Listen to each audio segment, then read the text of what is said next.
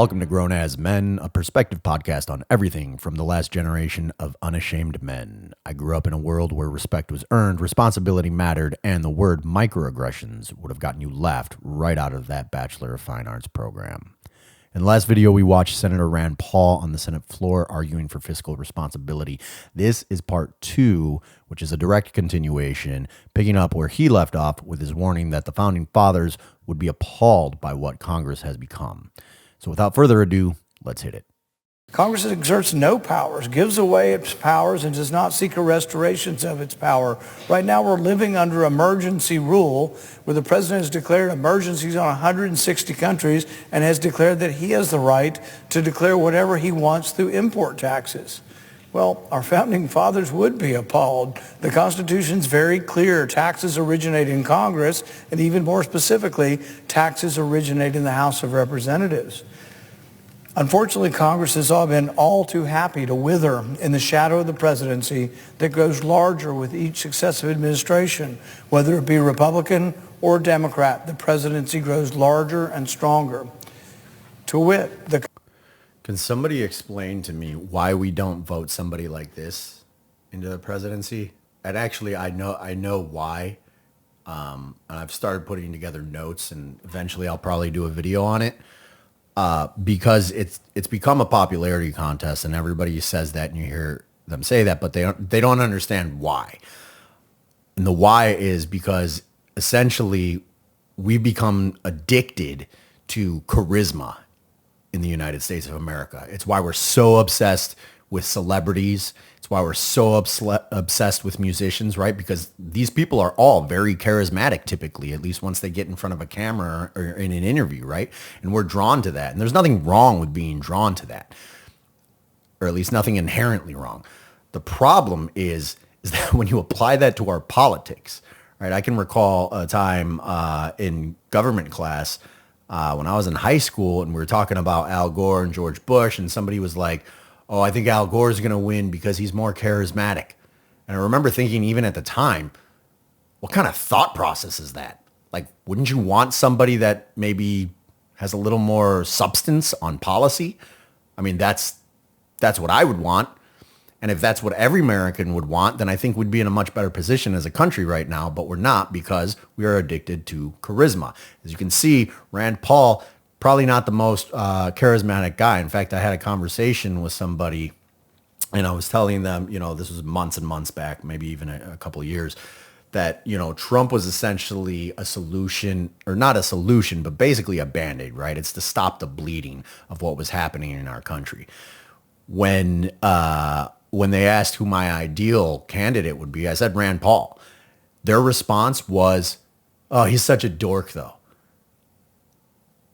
Make that make sense. That is a purely emotional response with no logic. And this person is otherwise intelligent. But that is a purely emotional response with no logic.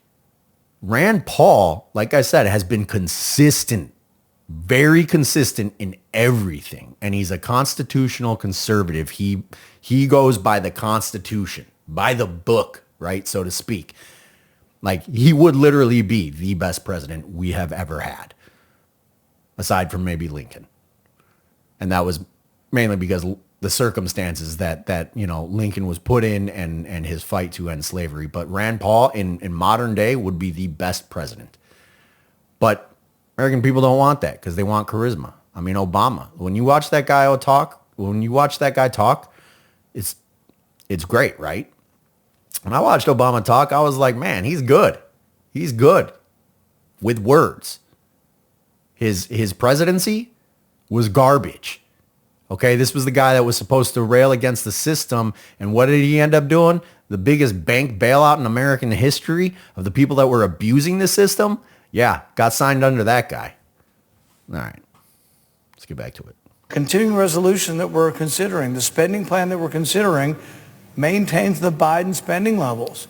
So if you remember, there was an election. You remember the Republicans all said Bidenomics and Biden inflation and Biden spending were against all that. Mm-hmm. That was kind of what the election was decided on.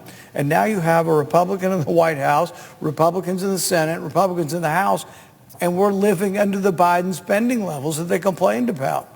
The Yep. great irony is the Democrats have now switched. The Democrats supported the Biden spending levels under President Biden.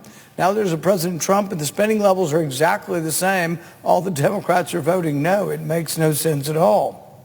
It's all fun and games, right? Till what? Till game over, I guess. It is really ironic that every Democrat senator supported the spending levels just 9 months ago that we're voting on now. So when they say continuing resolution, we're continuing the same spending levels that we started with in December of last year, and every Democrat voted for them. Likewise, in December of last year, conservative Republicans voted against the Biden spending levels. And now they're poised to vote for the Biden spending levels.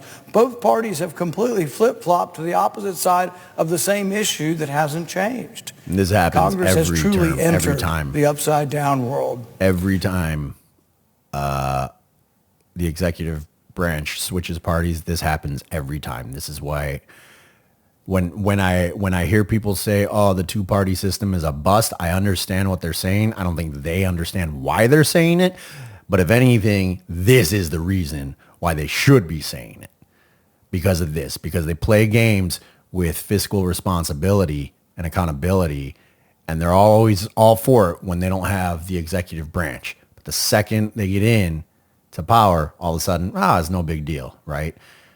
And I think that's the problem with the two-party system. There's nothing else. Everything else I think is fine, right? Because you can see parties shift, throughout time or whatever, or maybe their ideologies and what they're fighting for just kind of tweaks over time. It's not these, even when you look at like radical leftism, right, that's kind of infiltrated a big sect of the Democratic Party, that happened over time, right? That wasn't like a switch. That happened, if you were paying attention, over the last 20 years or so. And it even started well before that in like the 1960s.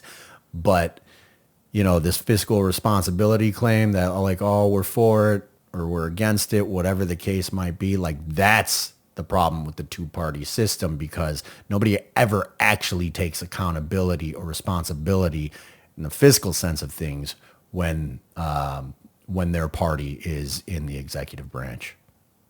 To add insult to irony, the CR before us adds the foreign aid dollars we canceled 2 months ago back into the baseline spending. So we finally, for the first time, and as long as I can remember, had a vote to get rid of this crazy foreign aid, this foreign welfare. We did the right thing. We got rid of $9 billion. There's still another 40 some odd billion in the budget. We got rid of $9 billion. By voting on this continuing resolution today, they're sticking the foreign aid back in. The foreign aid will be back part of the baseline again. And we got to go through the whole thing again. It's almost as if DOGE never existed, as if DOGE never found all of this stuff, criticized it, shamed Congress into doing the right thing, and we cut the foreign aid. It's going back in. So we're going to do a CR that doesn't lessen the foreign aid spending. It's going to have the same level of foreign aid spending that we had last year.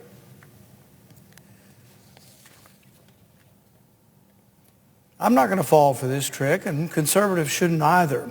As Jefferson tells us, our job is to be eternally vigilant. What the country needs is a bipartisan effort in Congress to reclaim the power of the purse and to do what is necessary to eliminate duplicative spending, wasteful spending, and spend only what we can afford. We have some programs here that were begun 40 years ago, authorized, and people said, we're going to solve the problem of homelessness. 40 years ago, the programs haven't been reauthorized, and we just continue living on. And then every year or so, someone will go, wow, we have a homeless problem. Why don't we get another government program to build homes? They did this in California recently. They spent $27 billion over a 7-year period. You know what the average unit cost for the affordable housing was? $1 million a unit. That's the history of government, the incompetence of government, that they're going to build houses for poor people, and it turned out costing them $1 million a unit to build houses for poor people. $1 million a unit. Mind you, these are probably like studio bedroom type units. These aren't like some luxury houses or even a ranch, which I know, out in California probably costs that much. $1 million. He said it right there. This is the inefficiency of government, and it's been that way forever. This is why the founding fathers wrote the Constitution a certain way, that the power should remain with the people and give us the power to, elect these people either in or out. The problem is culture has really destroyed that. Again, our love for charisma, our being drawn to that, and that ultimately what we end up voting on. I mean, I'm seeing it again, like on Instagram, The Rock. People are like, oh, everybody wants you to run for president. Why? Why do you want him to run for president? Give me one good reason. All right, guys, that'll do it for video 2. Stay tuned for the next one. If you like it, then hit like, subscribe, and share this with somebody who needs to hear it. This is Grown as Men. I'm Ronnie. Stay grounded and stay vocal.